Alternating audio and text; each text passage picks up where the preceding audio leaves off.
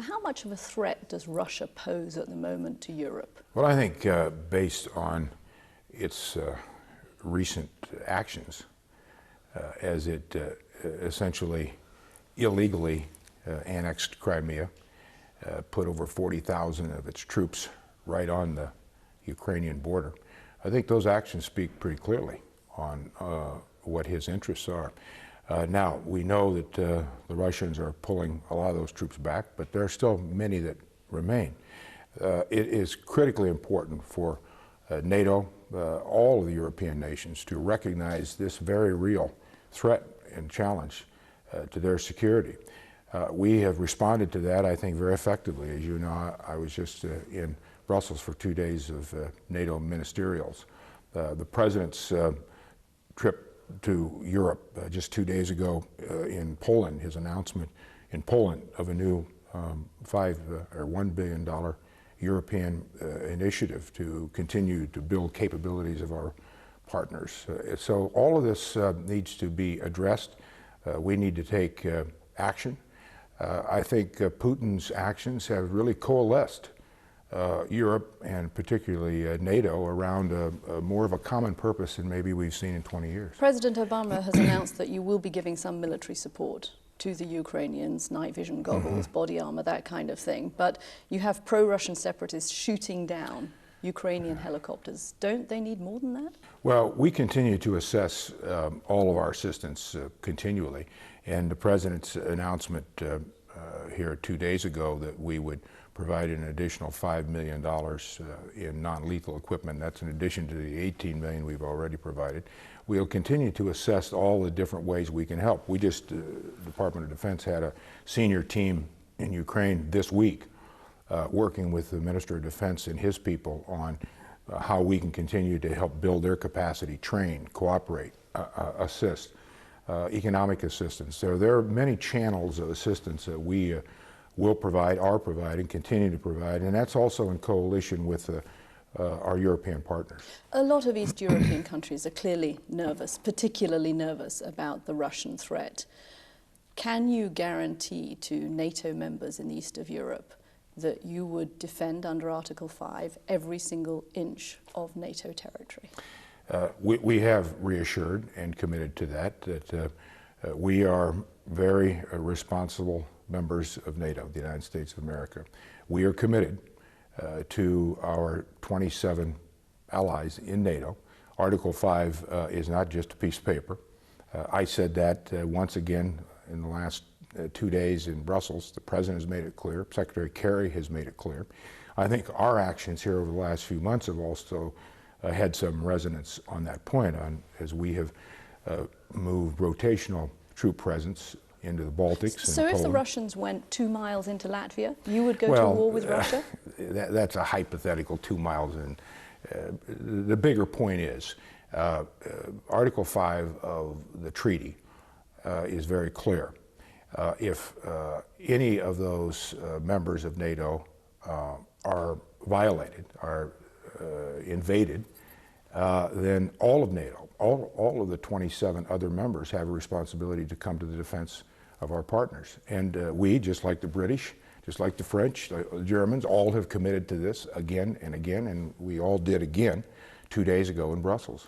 You've been quite firm during your trip here to Europe on the need for Europeans to invest in their own security. Americans would be justified, wouldn't they, in thinking, hold on a second, why are we ponying up most of the money to defend Europe against a threat that affects them much more than us? Well, this is an issue that has been around, as you know, Kathy, for many years, as we've seen declining defense budgets in Europe. Ours are too, the United States of America, as we come out of 13 years of 2 long, historically long wars. But as you balance your defense budgets, you also have to balance the capability and requirements to not only defend your national security, but the obligations that we all have to each other in these alliances. And it is a concern that we have, the United States. The British have it.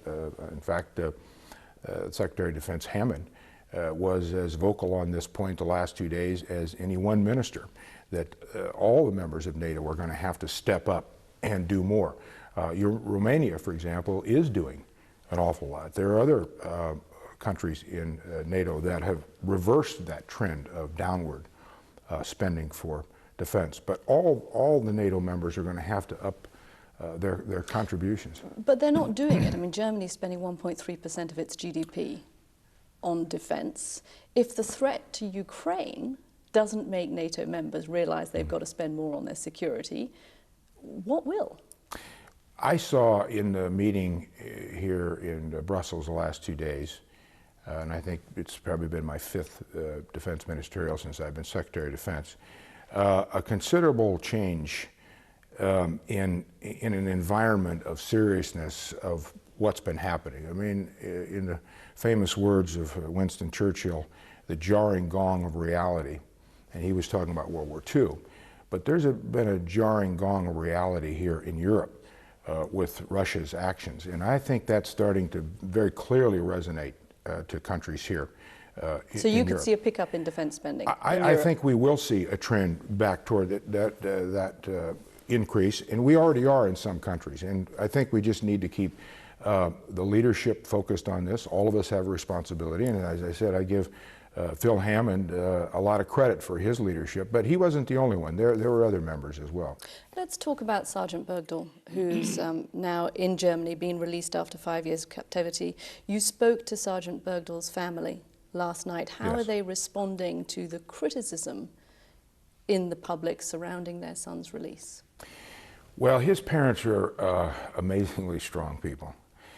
Any of us who are parents, I know you're a parent, I'm a parent, has that dimension to us that I don't care how professional you are or whatever your other responsibilities or professional obligations are, you're still a parent. And I wanted to first reassure them that we were doing everything we possibly could to help rehabilitate him, get his health back where it needs to be, so that he can get reunited with his family and brought back into society, quite frankly. I know of the criticism. I've been the target of it, so I'm quite aware of it. We did the right thing here. I wanted to reassure them that the President feels very strongly about this. I feel very strongly about it. I've been to war. I know a little something about this. This was the right decision for the right reasons. We don't leave our people behind. How, circumstances, why, the disappearance, the Army has already addressed that, and we'll get to that. But these are strong people, and they're reassured. They're thankful that their son is safe.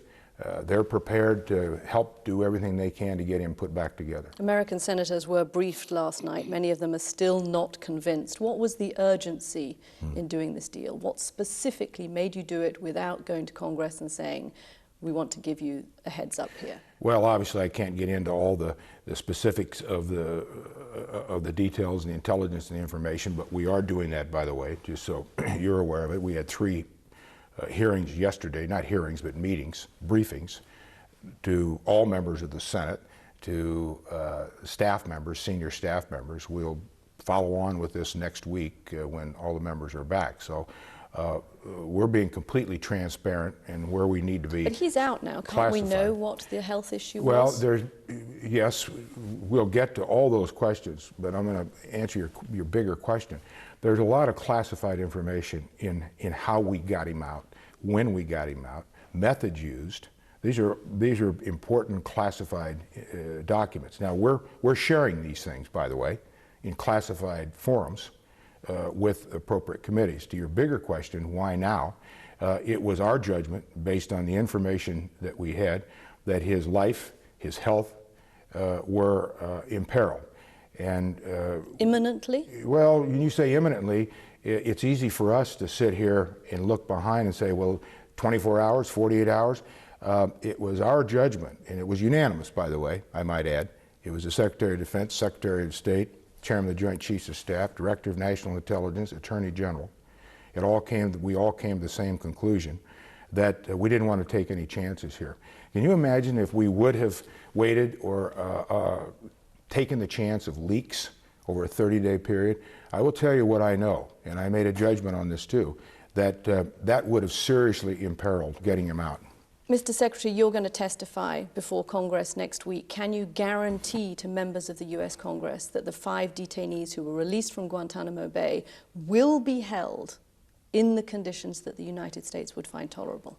Well, let me answer your question this way, and this is what I will say, of course, in the hearing. My 2 responsibilities under the law, one, did I feel it was in the national security interests of the United States of America to release him? That's the first consideration I have to sign off on. And by the way, all the other members of the cabinet that I mentioned agreed with me. It was in consultation with them. That's the first. Second, to your point, the substantial mitigation of risks. There are always risks in everything, but I was satisfied, all the other members of the cabinet, the President of the United States in his direct conversations with the Emir of Qatar, and the commitments that the President received directly, and all the other pieces that we put in place to mitigate this risk. I was satisfied that was mitigated enough, that risk for our country, that it was in the interest. But the Taliban clearly sees this as a victory. They wouldn't have released that video otherwise. Well, I don't know why they released the video, but that's irrelevant, Kathy, whether they think it's a victory or not. Let's look at the bottom line. We have back in our possession our one prisoner of war that was still outstanding. We have him back. Now, I don't think that's insignificant. I think the American public believe that we, as the leaders of our government, have some responsibility for taking care of our people. We say we do. We say our motto is we leave no one behind. And we've always done this. We've always made every effort, our armed forces, to get our people back. Mitigating circumstances and all the rest as to how, and which we will look at later, let's put that aside. The fact is, I think it's important for our individual military members to know that we will continue to find them and get them wherever they are. I think that's a big assurance for our military men and women to know and be confident of that. I just want to ask you one question about Scotland, which of course, as you know, votes on a referendum on independence in September. If Scotland votes for independence, would you say yes to Scotland becoming a member of NATO? Well, first of all, that's an internal matter. The United States doesn't take positions on that. I know this will be sorted out in an appropriate way. There are elections coming up. We're all for elections, and right now we're dealing with our issues and responsibilities. We value the relationship, the partnership, the friendship of the UK, always have, and they're as trusted and important a partner and friend as we have in the world. So however it comes out, we wish everyone well, and we're going to work with, continue to work strongly on every occasion, on every issue with the UK. Secretary Hagel, thank you very much for joining me. Thank you.